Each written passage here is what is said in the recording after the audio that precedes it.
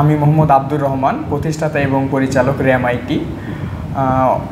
অন্তর্বর্তীকালীন সরকারের মেয়াদ কত বছর হওয়া উচিত এই প্রসঙ্গে যদি আমি বলি, তাহলে আওয়ামী ফ্যাসিস্ট সরকারের বিদায়ের পরে ডক্টর মোহাম্মদ ইউনূস সাহেবের নেতৃত্বে যে অন্তর্বর্তীকালীন সরকার গঠন করা হয়েছে, এই সরকারের মেয়াদ ন্যূনতম 3 বছর হওয়া উচিত বলে আমি ব্যক্তিগতভাবে মনে করি।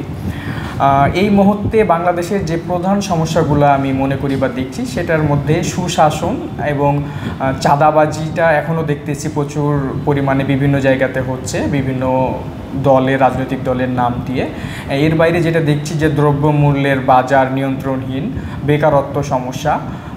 এর বাইরে যদি আমি দেখি, সেক্ষেত্রে স্পষ্ট করে বলতে চাই যে বাংলাদেশে বর্তমানে বিচার বহির্ভূত হত্যাকাণ্ড অনেক বেড়ে গেছে। আমি ব্যক্তিগতভাবে এটাকেও একটা প্রধান সমস্যা হিসাবে বর্তমানে মনে করছি। ভারতে ইলিশ রপ্তানি বন্ধ করার পক্ষে আমি। বাংলাদেশে ইলিশের যে চাহিদা আছে, সে চাহিদা মেটানোর পরেই ভারতে ইলিশ রপ্তানি করার পক্ষে আমি। শুধুমাত্র ভারত না, ভারতসহ পৃথিবীর যে কোনো প্রান্তে ইলিশ রপ্তানি করা যেতে পারে যখনই আমাদের অভ্যন্তরীণ চাহিদা মেটানো সম্ভব হবে, তারপরেই। বর্তমানে বাজারের যে দ্রব্যমূল্য, সেটা সহনীয় পর্যায়ে নেই। দ্রব্যমূল্য প্রতিনিয়ত বাড়তেছে। এটা অন্তর্বর্তীকালীন সরকার যদি উদ্যোগ গ্রহণ করে এবং সিন্ডিকেটকে ভেঙে ফেলতে পারে, তাহলে অবশ্যই দ্রব্যমূল্য সহনীয় পর্যায়ে নিয়ে আসা সম্ভব বলে আমি মনে করি। জাহাঙ্গীরনগর বিশ্ববিদ্যালয়ে গণপিটুনিতে ছাত্র হত্যা এবং ঢাকা বিশ্ববিদ্যালয়ের ফজলুল হক মুসলিম হলে যে চোর সন্দেহে মানসিক ভারসাম্যহীন তোফাজ্জল হোসেনকে পিটিয়ে মারা হয়েছে, আমি সম্পূর্ণ এর বিপক্ষে। এবং যারা এইভাবে পিটিয়ে মেরে ফেলেছে, আমি ব্যক্তিগতভাবে মনে করি তারাও মানসিকভাবে ভারসাম্যহীন। একজন মেধাবী শিক্ষার্থী কখনোই আর একজন ব্যক্তিকে মেরে ফেলতে পারে না বিচার বহির্ভূতভাবে। যদি তারা অপরাধ করেই থাকে, যদি কোনো তাদের রাজনৈতিক পরিচয়ও থেকে থাকে, তাহলে বাংলাদেশে যে বিচার আছে, আইন আছে, সে আইনের আওতায় নিয়ে এসে বিচারের ব্যবস্থা করাটাই আমি ব্যক্তিগতভাবে মনে করি। এবং আমি বিচারের পক্ষে, বিচার বহির্ভূত হত্যাকাণ্ডের পক্ষে আমি কোনোভাবেই না, এবং বিচার বহির্ভূত হত্যাকাণ্ড আমি সমর্থন করি না।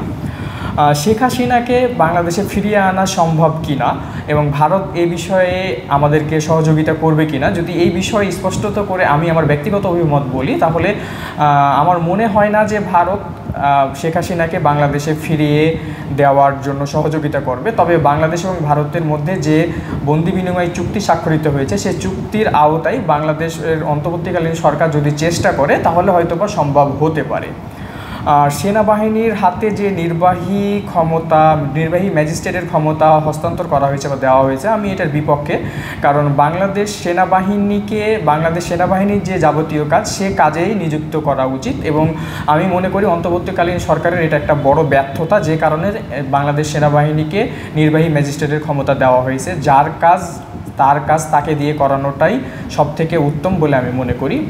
পুলিশকে পুনর্গঠিত করে পুলিশের হাতে এবং যে আমাদের জনপ্রশাসন মন্ত্রণালয় থেকে আমাদের যে সুশাসনের জন্য যত কিছু প্রয়োজন আছে, যারা এটার সাথে যুক্ত আছে, তাদেরকেই দায়িত্ব দিয়ে এই নির্বাহী ম্যাজিস্ট্রেটের ক্ষমতাগুলো তাদের হাতেই হস্তান্তর করে তাদের দ্বারাই দেশকে পরিচালনা করার পক্ষে আমি। কারণ সেনাবাহিনীর যে কাজ, সেনাবাহিনী সে কাজের জন্যই তাদেরকে নিযুক্ত করাটা সর্বোত্তম বলে আমি ব্যক্তিগতভাবে মনে করি।